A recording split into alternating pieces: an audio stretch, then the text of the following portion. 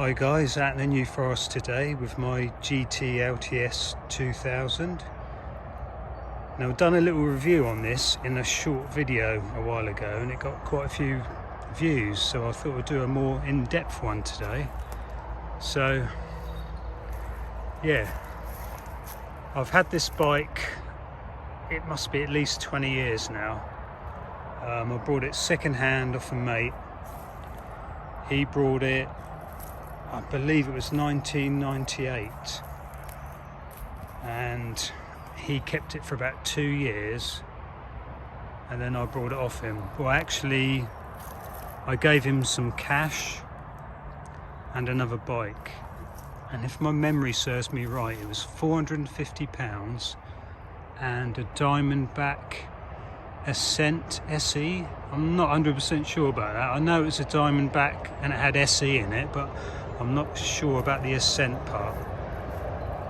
But it was one of the ones with the completely ball burnished frames, if anybody remembers them. So yeah, an absolute classic bike. Out of all the bikes that I've got, this is the most comfortable. You can go on long rides on this and your body won't feel fatigued. Well, it doesn't with me anyway. Some of the other bikes, you know, your wrist starts aching, your back starts hurting, your legs start aching, but on here it's just so nice on long rides.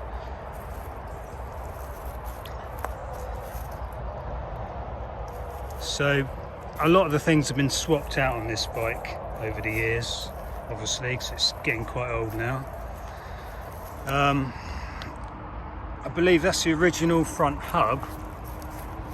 When my mate first had this bike, he had quite a nasty crash on it and he buckled both wheels. I seem to remember him getting a new rim on this front wheel, but he kept the hub. So that's how I remember it anyway. I might be wrong. It's definitely a different rear wheel.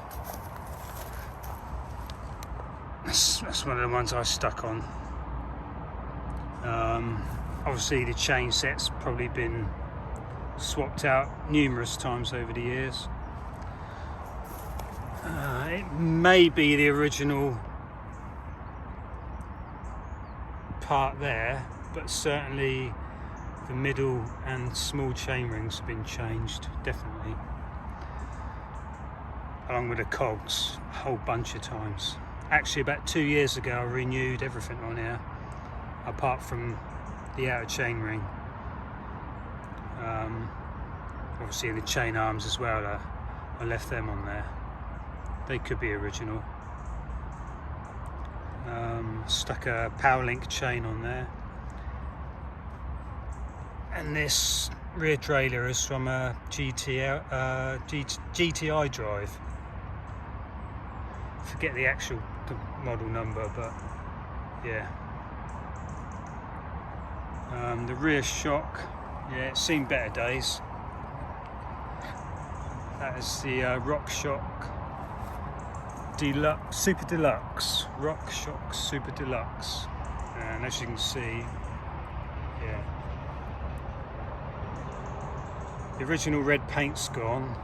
When it started flaking off, I rubbed a lot of it off as well with a piece of emery cloth. It could probably do with a really good service, but I'm not confident enough to do that myself. I did hear a story once about these shocks. The guy who previously owned this bike took it to a bike shop and was asking a guy how easy are they to service. He says you've got to be careful because somebody tried doing it in their lounge and something happened and the shock under pressure shot upwards and went through the ceiling. I don't know how true that story is, but yeah, I'm not messing with these shocks. Yeah, but it works perfectly, absolutely perfectly.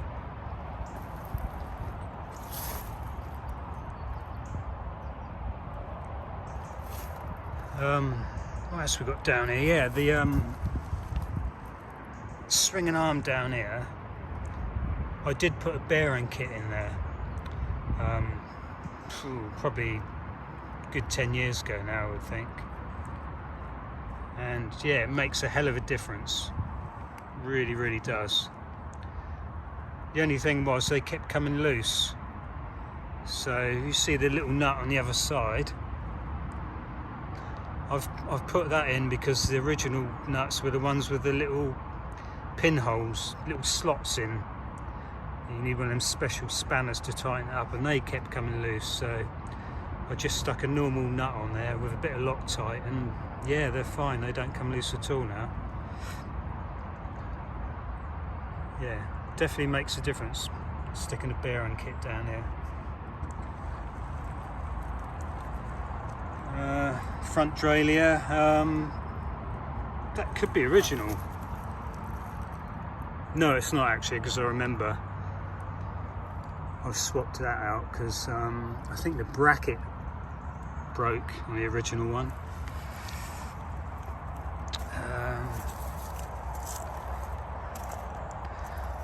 Original forks.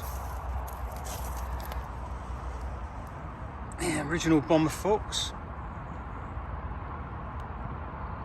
They could probably do with a good service as well, but again, they work fine.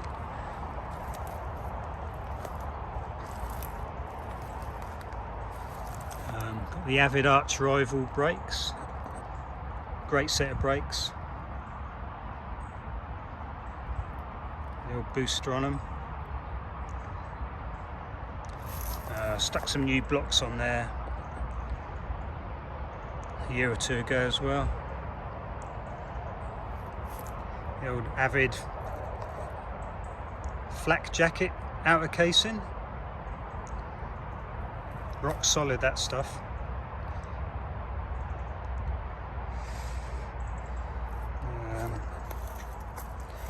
And the old Sonic handlebars. All the headsets changed obviously over the years. Put different ones on there. Got the FSA pig.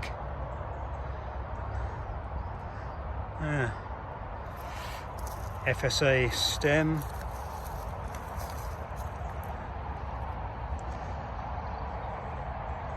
FR200.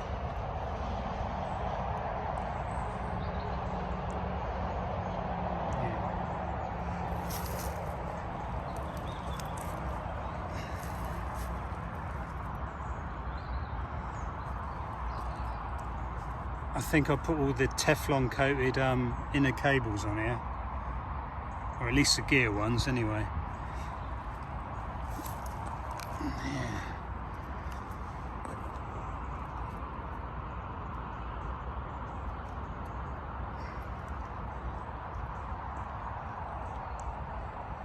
And the paintwork's not too bad on here still.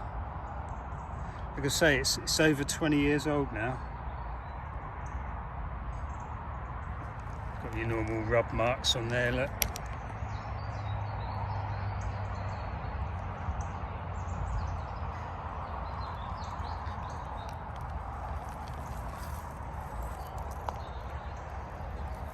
What possessed me to buy white handlebar grips, I don't know, because they just look shit when they get dirty. I think these are the lizard skin Steve Pete ones. That's what his name was. I can't remember. It's so long ago now. To be honest with you guys, I've lost track of the mountain biking world these days. All my bikes that I own are old school. All the classics.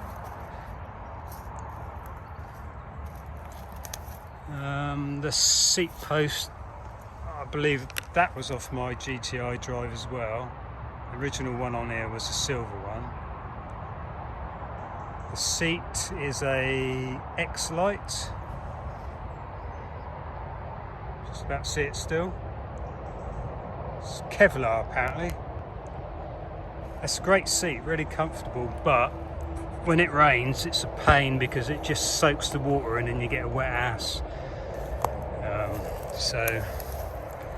But yeah, it's pretty comfortable. pretty lightweight.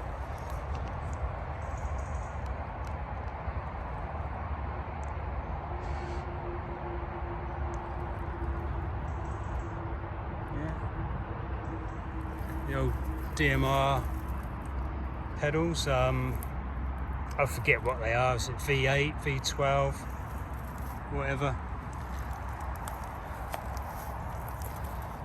I've got these pedals on nearly all of my bikes.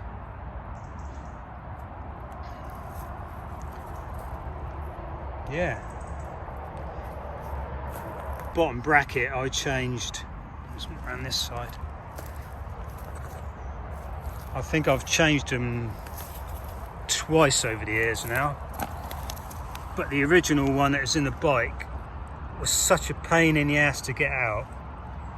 It was just seized in there, and the only way to get it out was get a blowtorch and heat the bottom of the frame so it expanded a little. Then get the silly bottom bracket tool on it with an extension bar, a long extension bar, and just cranked it down, and eventually it worked free. So when I put the new ones in there, I always put shitloads of copper grease on it, and I don't really have any problems getting them out now. So I think that's the third one I've had in there now. So yeah, make sure you whack loads of copper grease around it. It's an absolute, I love this bike, you know, I'll say it's one of the bikes I've probably ridden the most over the years, and I don't think I could part with it. The guy who I brought it off of has actually got the other version of this, the LTS 3000, which is basically the same bike but with the long downhill forks, and he's still got it now. It's in his garage just collecting dust. He never rides it. He's offered to sell it to me numerous times over the years, but I don't need any more bikes. I've got too many as it is. But I could probably, he'd probably sell it for 100 quid, which is, I think, a bargain, to be honest with you. And I did actually have that bike for a while. I brought it off him again a couple of years after he brought it, and I had it for a couple of years, and I sold it on. Then the guy who I sold it to sold it back to the original guy as well. So, and he's still got it now. It was the colour was Atomic Grape, which is like a really nice sort of purpley blue colour. And we got a bearing kit for his one as well. We stuck a bearing kit on the old swinging arm down there as well.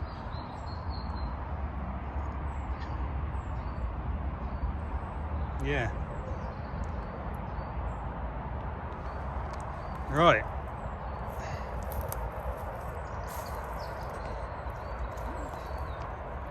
Well, I hope that might have been to some interest to some of you. If you want to see any more reviews of my other bikes, give us a shout in the comments, and maybe I'll bring another one out next time, do a little rundown on it. I think I've got about 7 bikes altogether, so yeah. So there we have it, the GT LTS 2000. Hope you enjoyed it.